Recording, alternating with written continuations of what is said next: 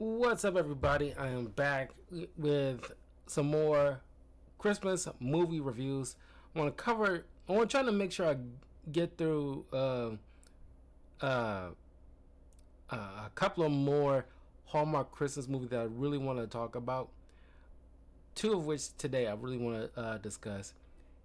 They're relatively quick, so I can just blow right through them. But happy holidays.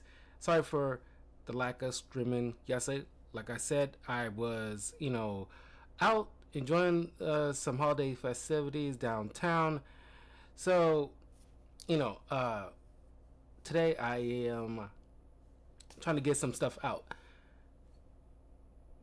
Like December, I'm very busy with videos, so I want to make sure that I get the content out for you guys to hopefully enjoy, get my perspective on various different things. Pretty soon, I will be putting out my review of Borderlands 4. I'm nearly done and get that passed so I can get right back into Digimon because I haven't even finished that yet because I've been caught up with so much stuff. Not making excuses, just telling you what what's been going on. So I'm kind of spread thin a bit. So they're going to try to take a bit of a break in the first week of January, so I can collect myself. But in any case, I will be talking about this Hallmark movie that came out this year called Catch Me If You Claus. Pretty much based on the Catch Me If You Can movie with, I believe, was Tom Hanks and Leo DiCaprio. I don't think I ever seen that movie now I'm thinking about it. But it's directed by Bradley Walsh, written by Nina Weinman, and it stars Atilia Ricci as Avery Quinn. And I'm pretty sure she's been in other Christmas movies that I reviewed. I'm pretty sure a more recent one. Hold on. Because the name is super familiar.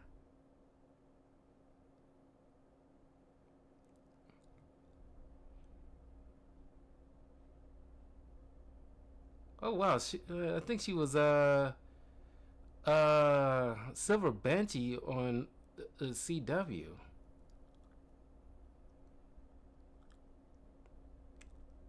Trading Up Christmas. That's what I knew. It's like, what's she? Yeah, Trading Up Christmas. Same woman.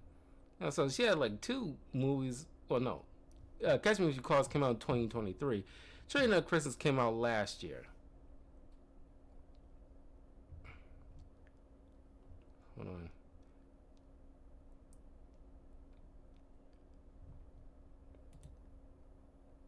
Yeah, yeah. She was Silver Banshee in Supergirl.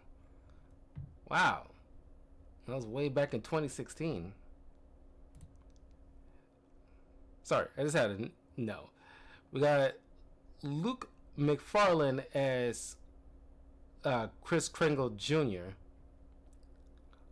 Samantha Brown as Talia, Kim Roberts as Nancy Lee, uh, Katerina Maria as Misty McKellen, Stefan Keys as Binkerson, Xavier X Sotilo as Hewitt Vance, Don W. Shepard as Ellis,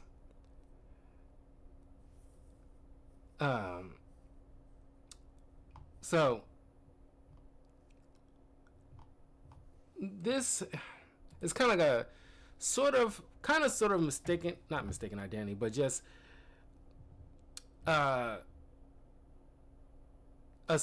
it is kind of a mistaken identity now I'm thinking about it. Basically, we got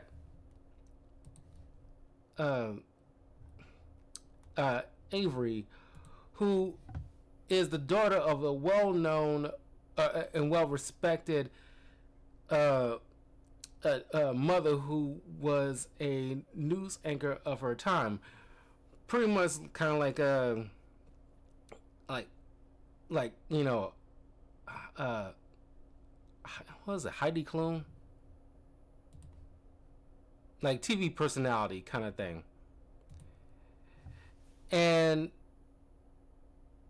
she is trying to not live within the shadow or trade on her mother's name. So what she is trying to do is trying to she wants to be on the in front of the camera on like as an anchor, but she need to get her big break.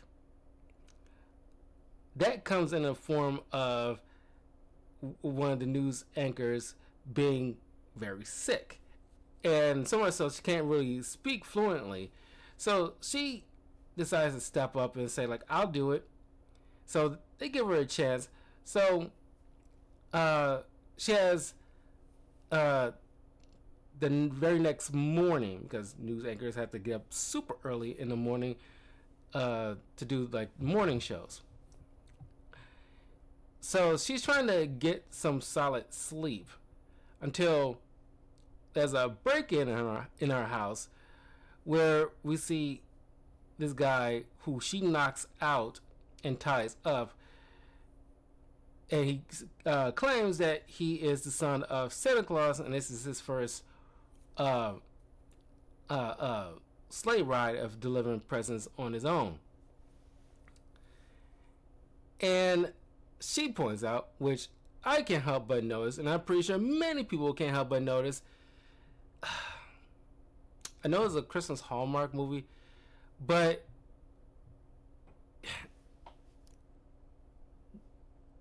why would you cast a guy who looks like a swimsuit model? This dude is like buff like nobody's business. We later see his father, OG Santa Claus, and he kind of looks like Santa Claus, what you expect Santa Claus to look like. And him birthing a kid or contributing the creation of a kid who is buffed out, like he most of his Christmas gifts was exercise equipment. It's just like, I get you want to be, have like eye candy for the ladies watching these Hallmark movies, but this is like a bridge too far. That's probably like my glaring issue for this particular movie. It's like, there's plenty of guys you could have casted that doesn't necessarily need to be fat, but it doesn't mean you gotta be like, Mr. Universe or something. Like, he could be like athletic, slender type of vibe, doesn't need to be like a dad bod either, but it's just like there's a happy medium here. This is like, I saw Mommy kiss Santa Claus and he bent her over on the coffee table and like got in her guts. That is like, that's what you feed into the kind of like imagination of like freaky, wine moms out there in the world that imagine a guy like this coming down her chimney and he want him to get up in her chimney. That is just like, okay, I don't know. I'm pretty sure there's women out there who likes that look. I mean, it'd be kind of, I don't want to be like a hypocrite, because if they did something like a flip effect, whereas like a guy catching a woman coming down his chimney and ties her up, and she's like this bombshell Sabrina Carpenter, looking chick, or crap. I just got her doggone name. American Eagle. Crap. Why I just blanked on her freaking name?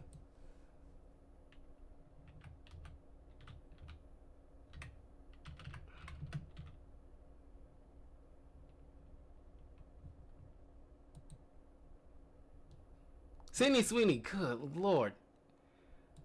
It's like right there on the tip of my tongue. My god.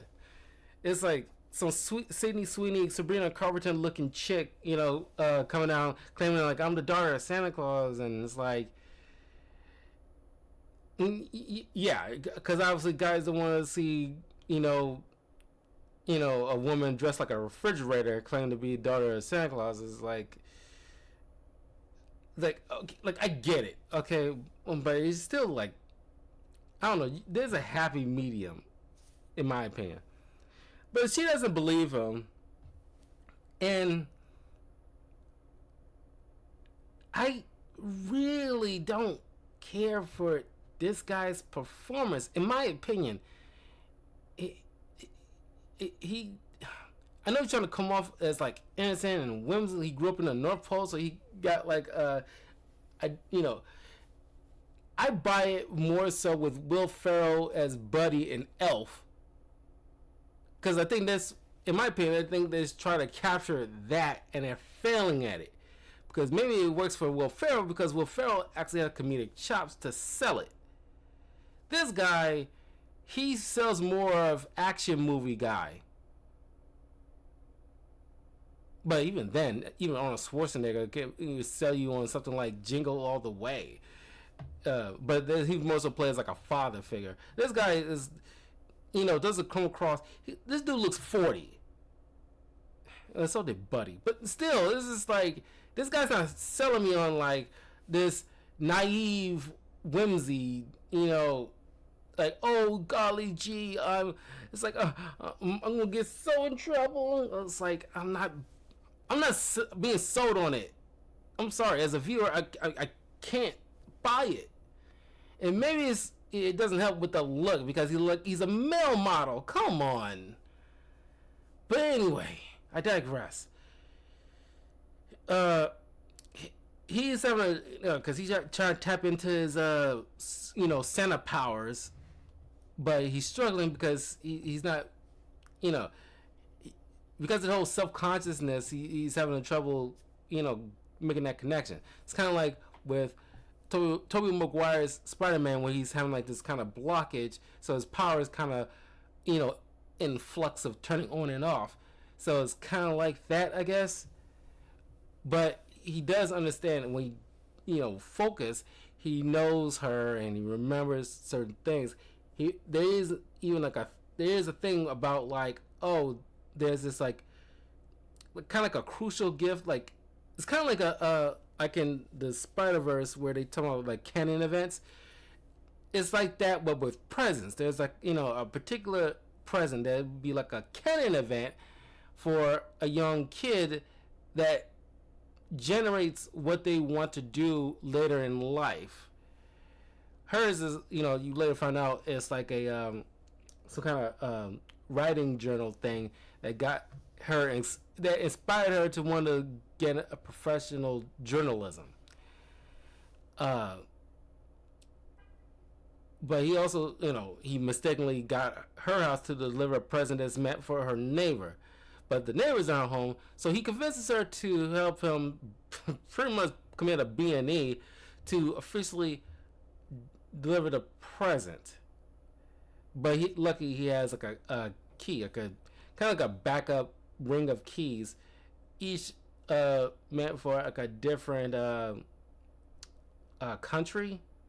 So you can just, in case something goes wrong, we can't get in through the chimney, he can just go through the door as a backup and deliver the presents. But he also has to he absolutely has to take a bite of the cookie and drink a bit of the milk that's left out. That is like the protocol he has to follow. And I don't like the fact that you kind of make Santa Claus to be some kind of overbearing tyrant.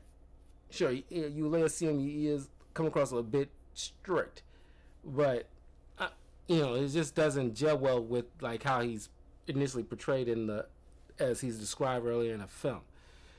But we'll get to that. But looming in the background, it's kind of like a B plot where there's this like a series of heists being committed. People, a couple.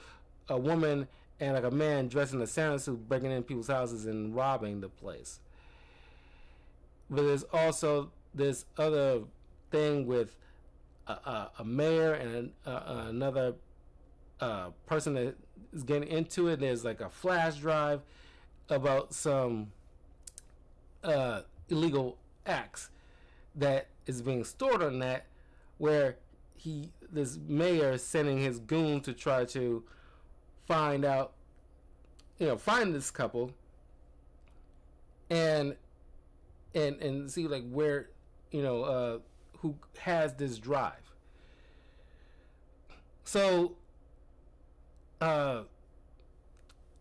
Avery and Chris get mistaken for these robbers, so they run, and they notice they're being followed by this mysterious man in a long peacoat. So they run inside to this building where this kind of theater troupe is holding like a Christmas party after they finish with their play of the Christmas Carol, and these like super method actors kind of guys. So she doesn't have her phone, and she ended up breaking Chris's phone because she didn't believe him. She eventually does believe him, given like certain things he's able to do. So she convinced the theater troupe to let her use the phone and the computer after she has to do some self-tape. Well, not self-tape, but it's kind of like this audition for them to be part of their crew, because it's only one phone, because nobody's allowed to bring in their phones because they don't want to be recorded or whatever. But if you're part of the this little acting crew, there's one phone that people can use in case for certain emergencies and things of that sort. So she does this like performance. It's okay. And she used the phone to try to reach out to a friend, and she ended up using the computer to try to search and see like what's going on. Because they are like 4 hours before sunrise, because she has to get to that newsroom to be there to do the story, and Chris still has to finish up his sleigh ride. While she's dealing with the computer, you see Chris actually, when he's kind of like relaxed, and he points out that it's because he's spending so much time with her, he can actually kind of center himself. He's not, his mind's not all over the place. He's more sure of himself, maybe because he sees her so sure of herself. Kind of like give him kind of a bit of encouragement. He's able to like, which also speaks to his kind of natural born powers, is the fact that when people see him, they naturally just want to tell him what they want for Christmas. These grown adults, and they're lining up to talk with him one by one. And I do like this moment because it's kind of like a thing. It's like for Santa Claus. It's kind of like Tim Allen's Santa Claus, is where like kids walk up to him and it's like they just naturally want to talk to him, tell him what they want for Christmas. I think that should be like a thing, not saying continuity wise, but more so as like a natural staple of power with Santa Claus. It's just an innate thing, like a passive ability that people just wants to tell him what they want for Christmas. But then the mayor's goon shows up, and the theater troupe helps the couple out. Since he's like, outnumbered, he didn't try to start nothing, so he just waits outside until because he has a feeling they had to come inside this building. But like, why would you think that? You don't think there was no other place that they can like slip into? I don't know. But they decide to disguise the couple as like some extra theater people, and they hop into this van as they drive off to park in front of like the news building. But as soon as they drive off, they immediately get kidnapped by uh, the goons henchmen. Uh, Ellis is the goon. Ellis's little henchman, and it's like how like what tipped him off. Like there was no explanation how he just just follows them and assuming that they you know like I don't know, just assume like okay, they obviously lying. You got no conceivable reason why they should be uh there was no nothing tipping them off. Like there was no like slip of the costume or something like a tattoo to like signify like oh they're hiding amongst them. Nothing like that. You don't get nothing. I would have bought it like him following them because he's like oh I recognize that scar or that tattoo or those particular shoes that they're wearing. Clearly they tried to disguise, but it's not working because they slipped up. Get none of that. And why didn't this theater troupe wait until they got into the building before they drove off? Because they could have at least been witnesses to this kidnapping or adult napping. I don't know why you call it kidnapping if the person being napped is not a kid. That's kind of weird when you think about it. But anyway, it's a Hallmark movie. This movie in general, they, you can't really put too much logic into these kind of things, but it's just something I just thought you could have done something to center some level of logic in here. It's kind of like, you watch a movie and somebody come out, like a woman comes out of the shower with a towel on, all completely wrapped up and everything like that. Like she knows that she's in a movie and people are watching her. Normally, people who live in their own place get out of the shower. They don't necessarily need to be fully covered up. Because, like, why would you in your own house by yourself? Anyway, they get tied up. They have throughout this movie they get a little closer. But then, while Ellis goes to Avery's house, thinking that she might have the flash drive, the goons end up capturing somehow not somehow, because apparently the real criminals, the Bonnie and Clyde type, try to break into Avery's house and they get caught by goons or breaking somebody's house. I'm pretty sure it was like Avery's house. It's been a few days since I've seen this film. So they get taken in and one house they end up breaking into, they actually had the flash drive is in the sack, and they find it. They call up Ellis. When he was ransacking Avery's place, he rushes back while Chris's elf was not really an elf. And of course, I don't know why they couldn't just hire an actual little person to play this role. We get like an average height guy who is also on this first slate ride as the first time Santa's helper, but for Chris Jr. So he sneaks in the vehicle of Ellis as he's trying to find Chris,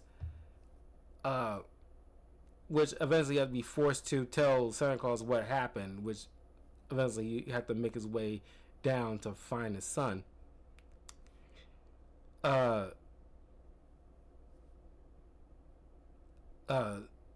Avery and Chris managed to escape and run away, while these two buffoon crooks are just idiots. Like they're definitely a weak link, but they serve at least a purpose. and they dare to have some kind of, a what do you call it, like a special moment with them, where because they're an actual legit couple, and it's like, oh, she's feeling insecure because, the media is focusing on her husband being like, oh, like I help too, and it's like no, we're together. As they eventually do get captured by the police, it's like no, we're criminals together. We're both the Santa crook, and they hold hands as they about to be arrested. That's so doggone dumb. Jail's not co-ed. You're both going to different prisons, and one's probably going to get a lighter sentence over the other, depending if one decides to cop a plea or something like that. I'm thinking too far into it, but I'm just saying, it's just like uh, both of you are going to end up more than likely being somebody's prison bitch in your respective jails. Uh,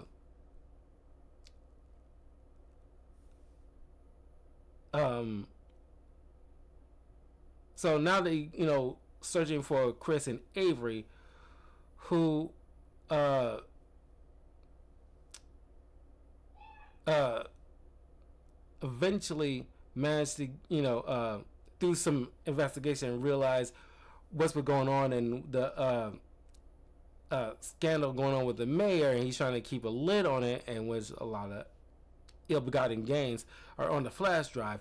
They managed to get the drive uh, and go back to her house to try to get download the information and try to send it to her, send it out to the newsroom. That's when Chris's father, the previous Santa, shows up, and I kind of wish he a little bit, come across a little bit more of like a strict parental figure, but we don't get nothing what Chris earlier described him to be, because he supposed to come off kind of like a tyrant or something like that. But no, he, after hearing this long-winded speech uh, about how he managed to figure out how to fill those boots, he like, oh, I'm proud of you, son, and you know, uh, I'm always there for you, blah blah blah. But then that's where the mayor comes in with his goons, who uh, uh, tell them what, like, look, I'm a reasonable businessman. Just give me the flash drive. I'll go about my way. We don't have to worry about each other, and we don't have a Merry Christmas.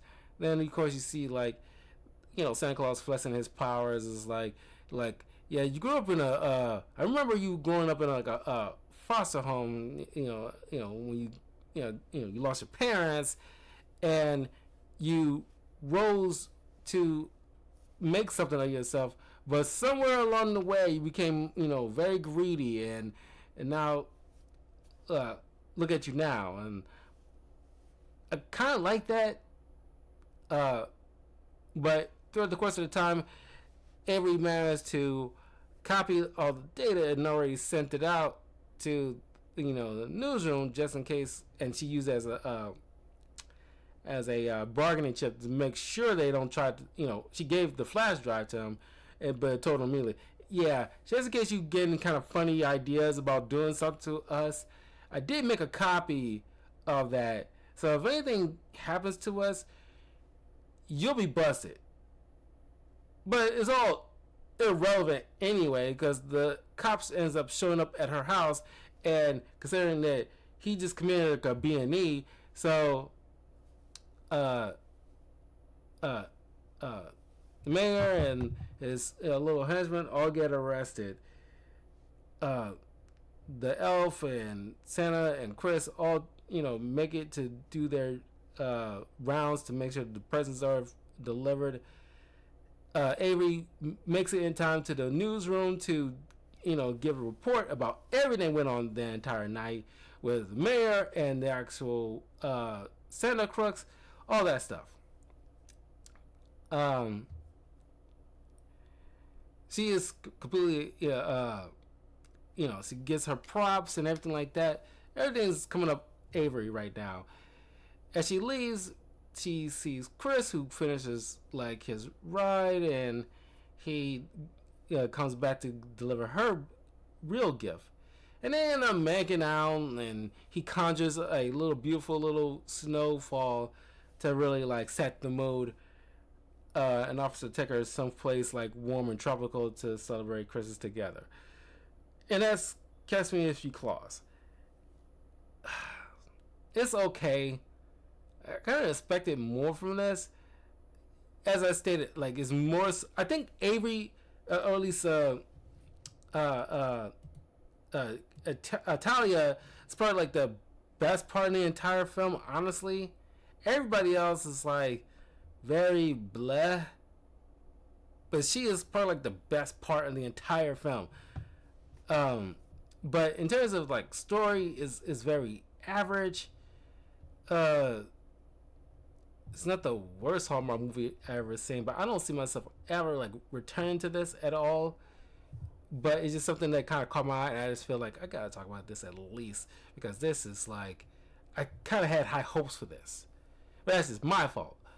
I should, be pleasantly surprised when something works out, but I should come in already expecting very mid to terrible story beats regulate my expectations with these films. It's only kind of like a few that actually kind of made me go, "Oh, that's better than I expected." You actually kind of broke through or maneuvered or was flexible with this same old Hallmark formula they constantly do. Anyway, that was Catch Me If You Claus. Leave a comment below. Let me know what you guys think. And I will see you guys in a minute as I got another Hallmark movie, pretty much based on The Christmas Carol, but I really want to talk about it. And I will see you all later. Take care.